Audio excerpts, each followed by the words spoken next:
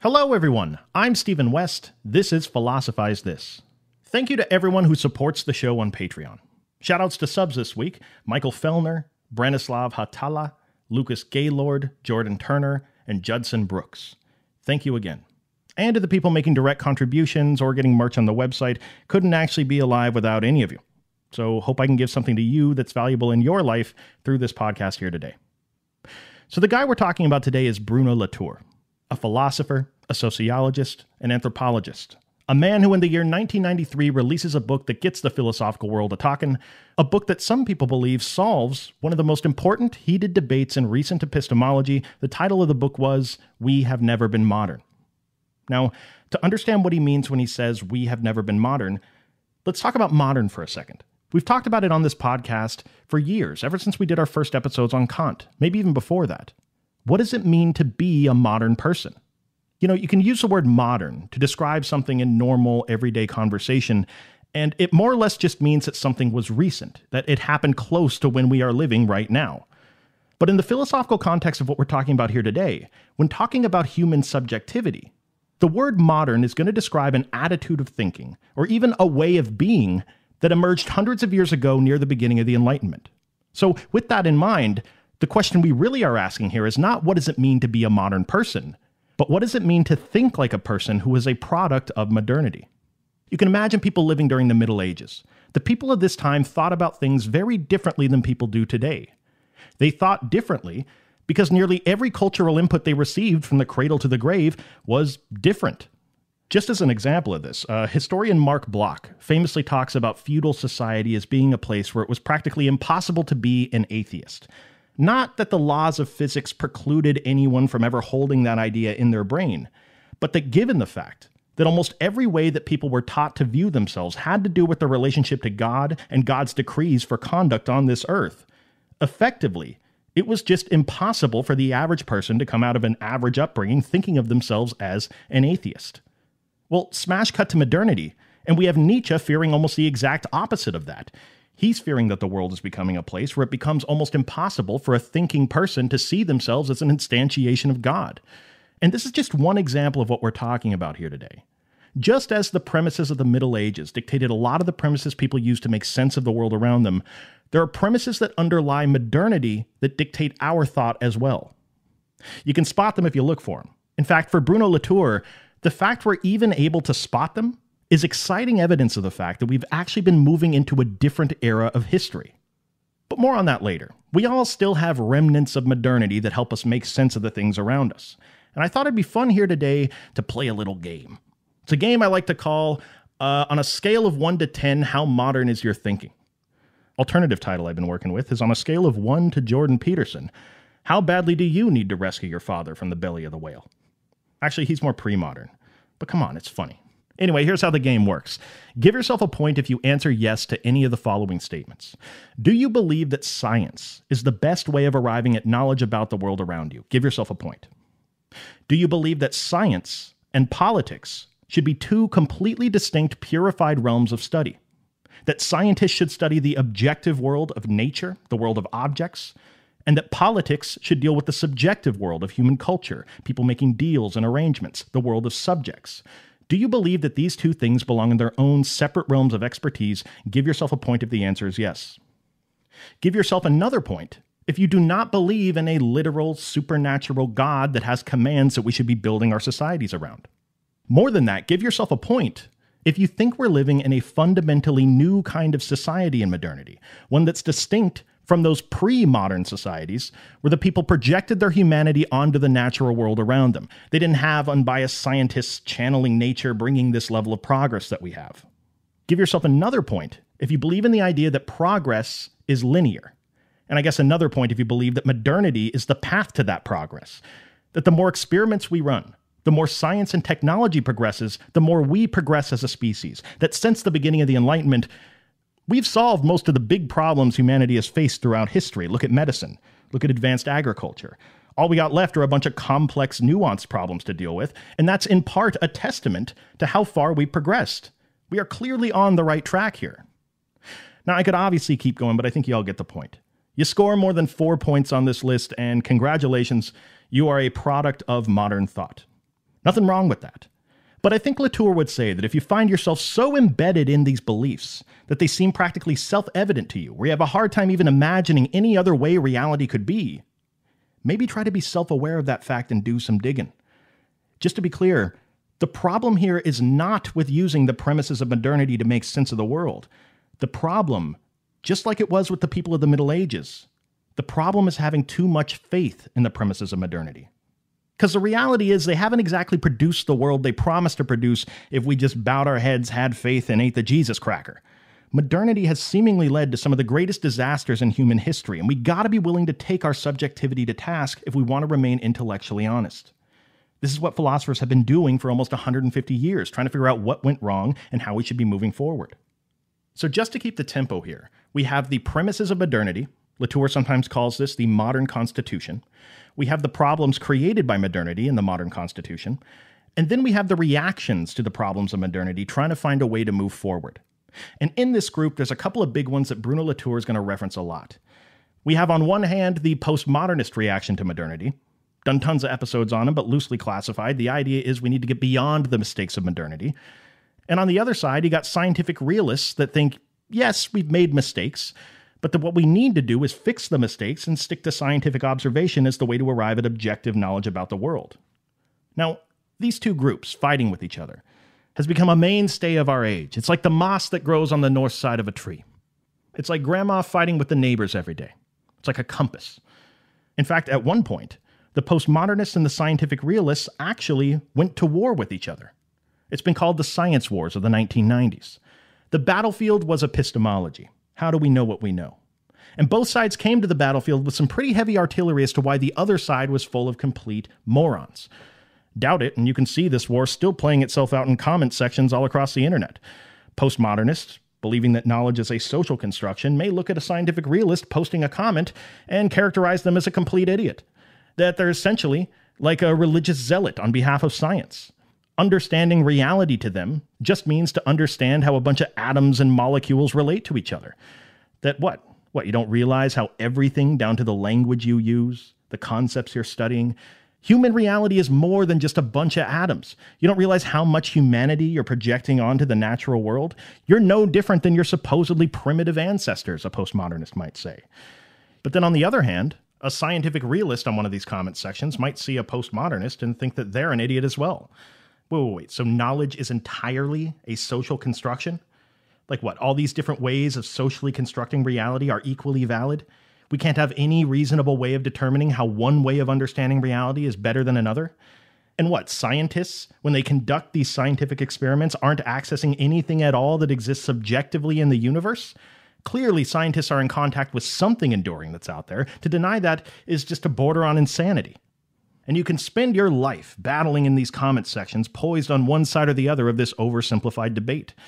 Like an atheist that spends their entire life arguing against people that believe in God just because it's a debate they know they can win. They're addicted to it. They just love that feeling of winning. And you can waste the same amount of time entrenched in this epistemological battle against a cartoon of a postmodernist or a scientific realist. These two groups keep on arguing with each other. And to their credit, it's certainly not for lack of effort. There's been a lot of work done in the field of epistemology trying to find some sort of connection between the two. How can we bring the best of both worlds together? Why does it have to be one or the other? Countless books have been written, and yet they still continue to argue. And Bruno Latour would probably want to pop in at this point and say, hey, by the way, if you're ever expecting these two sides to come to any sort of ceasefire in this war that's going on, you may be waiting around for a while. Because not only are both sides completely off the reservation, not unlike grandma who yells at the neighbors every day, but more importantly, they're looking for the solution to their disagreement in entirely the wrong place. Which, by the way, just a general lesson we can take about life here from Bruno Latour. Whenever there's a big problem that people around you are trying to solve, and they've been trying to solve it forever and can't seem to arrive at any solutions, try looking not to where everyone seems to be disagreeing. Try looking to where everyone agrees.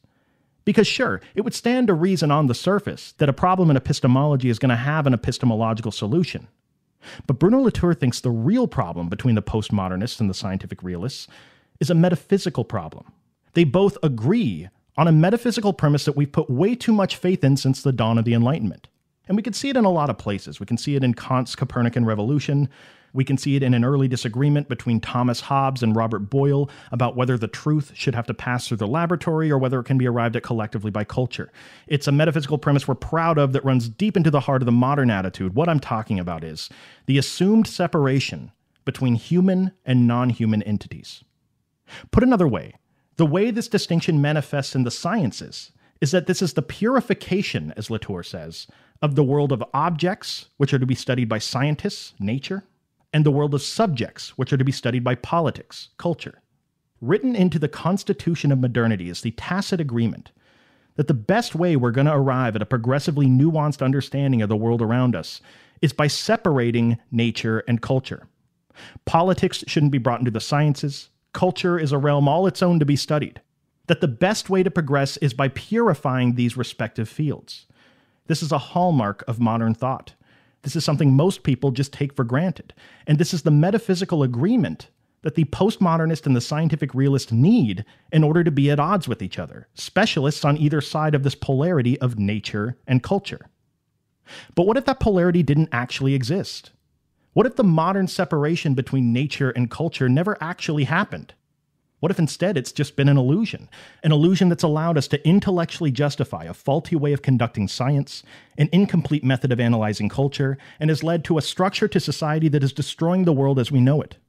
Well, in that world then, the postmodernist and the scientist would quickly realize that they have very little to argue about, because all of a sudden they're on the same team. All of a sudden, there'd be no reason to assume that we need to keep culture completely separate from nature and vice versa. In that world, to Bruno Latour, it's not that we need to get beyond our modern constitution in any postmodern sense, or that we need to preserve our modern constitution in the scientific realist sense. Neither of these is solving any problems with being modern, because when you look at the reality of the world to Latour, we have never been modern. When a postmodernist and a scientific realist argue in the comments section about knowledge, they're really just a bunch of confused people entrenched in the modern attitude, arguing about how to find some sort of peaceful common ground on the battlefield of being completely metaphysically wrong. And if the modern constitution is broken, maybe it's time for us to have a constitutional convention to Latour. But wait. Hold on a second. For me, let me just try to wrap my head around this. So the whole way that we break things up, human versus non-human, as Latour is saying. In the sciences, it'll be culture on the human side and nature on the non-human side, right? This whole dualistic way of breaking things up, all of that's been wrong from the start. Well, what's going to happen there? What happens when you shift something that's that fundamental in this Jenga tower we've been trying to keep up in the sciences? What does that change about the way we see the world? It can be hard to even envision what that would look like in practice. Well, we'd have to start, Latour says, by trying to look at everything in terms of it being on an equal metaphysical footing. Pretend nature and culture don't even exist as categories for a second. Human and non-human, not even a thing anymore. Pretend that all there is out there are just entities, or actants, as Latour is going to call them. Now pretend these actants are all metaphysically equivalent to each other, and that none of these entities can be reduced to any other entity or explanation. This could be a rock, a tree, this could be a person, but it could also be an idea, a word, a political party, a bank account, an image. All of these are examples of actants. Now picture a world when viewing all of these through a lens where they are metaphysically equal. Not subjects, not objects, not nature, not culture, just actants that join together to form what Latour calls collectives. Collectives of actants that through their connections to other actants gain force in the world. The process of understanding the world then, through this worldview, requires, among other things, for us to study where these actants go, how they combine together, when collectives break apart, how collectives emerge out of earlier collectives. This forms the basis of what Latour would later call his actor network theory. Now, one interesting thing to note here is that when you start to remove pieces of that modern constitution, like this purification of nature and culture, other pieces of the modern attitude start to unravel as well. For example, take the idea of linear progress. The idea that the more experiments we run, the more we advance through technology so that we can harness nature around us to our benefit, the closer and closer we'll get to some ultimate goal of whatever, colonizing the galaxy. You know, the same sort of modern thinking that led to parts of Europe colonizing the globe during the Age of Exploration. Under this actor network theory, There's less of a definitive end goal or end of history that's being aimed for. You're more or less just studying actants and how they relate to each other and change. Just interesting to consider different looks at the world once you get a bit outside that modern attitude we're all born into. Something else interesting to consider is that when viewing the world through a non-dualistic lens, something weird starts to happen. The fact that as humans we can move around and talk and manipulate the environment really starts to matter less under this worldview. And what you start to realize is that even things that can't move around and don't have a human voice can have very real impacts on everything that's possible for us on the human side of things. Tons of examples of this. You want to build something as a person, but there's a giant boulder in your way, so you can't do it. You want to change things politically as a person, but you don't have the money to influence politics. Or there's laws against speaking out. You want to go outside and see your friends and hang out, but there's a virus going around and you need to stay inside. Point is, human and non-human are intrinsically connected. You can see it the instant you change that modern assumption that I'm a human, I'm one thing, and out there, well, that's nature. That's the supply cabinet. That's the place we gather stuff to do our bidding as human beings. Now, more on that in a second, but no doubt at this point, there's got to be some people listening out there with some concerns about treating everything on an equal metaphysical footing. Let's address some of those concerns because I think they certainly are legitimate. It's like I hear you, Latour, about this new potential way of viewing things metaphysically. But why? Actually, before I ask why I would ever want to do something like that, how would I ever do something like that? Like, what do you want me to do? Walk around viewing people as entities rather than people? Seeing things in terms of their relationships to other things? What am I, robot Mark Zuckerberg? And he'd probably say back, look, just calm down for a second. It's not that weird. Bruno Latour makes the point that it's really not that foreign of a concept if you think about it. It's not like if you remove the human, non-human distinction, you're all of a sudden living on an alien planet. We already do see the world in terms of what he calls hybrids all the time. And to illustrate what a hybrid is, he uses the example of a newspaper. But keep in mind, the same thing applies to news stories no matter where you get your news. He starts out just sitting around his house describing his experience of reading the morning paper. Well, on page 4, he says, we got a story on the hole in the ozone layer today. Things are not good, apparently, in the early 1990s when it comes to the ozone layer. They talk in the article about aerosol measurements. Then they go from chemistry to talking about the CEO of Monsanto being charged for crimes against the ecosphere. A few paragraphs later, it's about heads of state that are getting involved. Then it's about the meteorologists and why they don't agree with the chemists. Later on, they're talking about moratoriums in third world countries and all the rest of it. Now, this is a normal newspaper article, he says. We read these sorts of things every single day. But consider for a second what you're actually reading when you read one of these articles. He says, quote, the same article mixes together chemical reactions and political reactions. A single thread links the most esoteric sciences and the most sordid politics. Then later on, the horizons, the stakes, the timeframes, the actors. None of these is commensurable, yet there they are, caught up in the same story, end quote. Then he just goes off. He starts listing news stories on the rest of the paper. He goes through page by page, lists all the stories he's going to be reading about that day. Page 6, we got a story about AIDS. Page 8, there's a story about computer chips being owned by the Japanese. On page 12, he says, quote, the Pope, French bishops, Monsanto, the fallopian tubes, and Texas fundamentalists gather together in a strange cohort around a single contraceptive, end quote. An article about birth control and global religious groups. Now, here's what he's getting at. If we were to look at each element of this story individually, which is to say if we were to look at each thing under the premises of the Enlightenment, where there's a purification between the scientific issues and the political issues, each one of these things would require a different expert from a different field to be able to weigh in on them. The fallopian tubes might need a biologist to weigh in. The bishops may require a theologian. The contraceptive may require a doctor. But that's not how we actually experience reality. We never have. In practice, we read about these highly complex issues all quilted together into these hybrid articles, as he calls them. And none of this is confusing to us. In fact, it's something you're so used to doing, you do it every day in between getting dressed and having a bowl of Captain Crunch. We don't deal with isolated scientific data or isolated cultural analysis. The two are always blended together into these hybrids, as he calls them, hybrids of nature and culture. So there is no real separation between science and politics, or economy, or law, or religion, or technology for that matter. And by the way, that's a good thing. Latour gives an example at one point. When you try to separate nature and culture in an attempt to try to understand the world better, like if that's your strategy, that's like trying to understand war by getting a bunch of people and a bunch of weapons, putting them in a room, and then putting all the people on one side of the room and all the weapons on the other side of the room. No, it's not going to work. Understanding human society is understanding the relationship between human and non-human beings.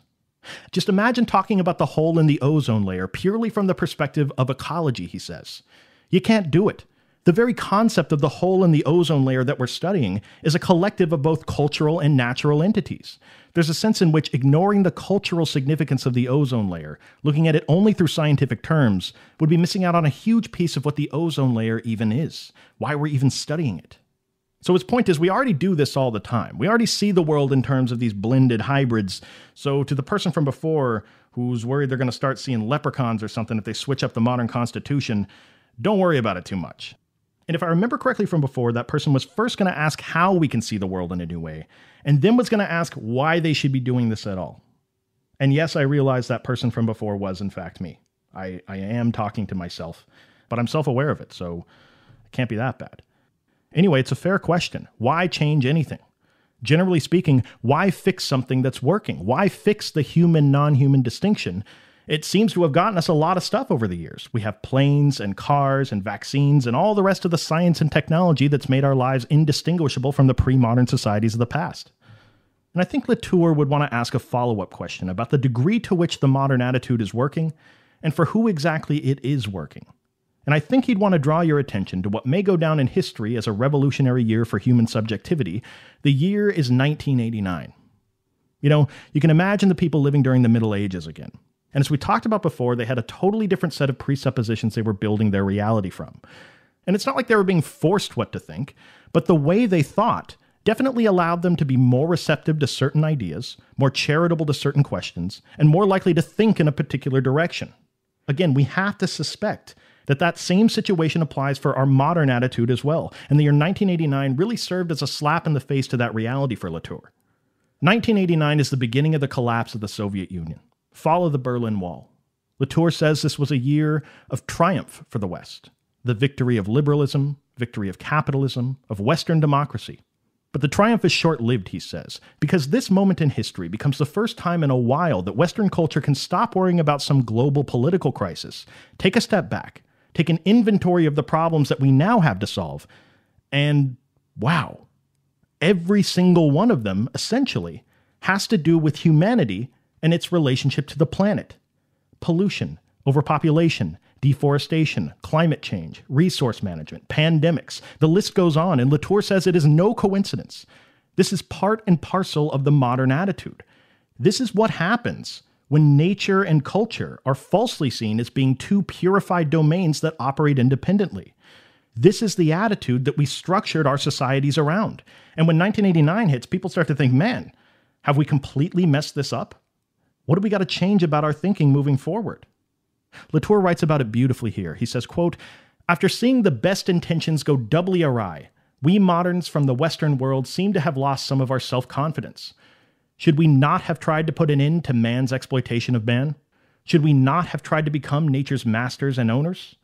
Our noblest virtues were enlisted in the service of these twin missions, one in the political arena and the other in the domain of science and technology. Yet we are prepared to look back on our enthusiastic and right-thinking youth as young Germans look to their graying parents and ask, what criminal orders did we follow? Will we say that we didn't know?" End quote.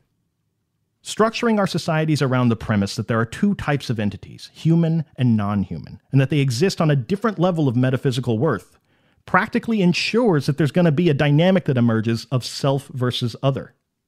And when it does, it will not just be trees and rocks that will be seen as the other, as the objects for human beings to harvest and do their bidding with. Invariably, Latour says, groups of people become the objects to harvest as well.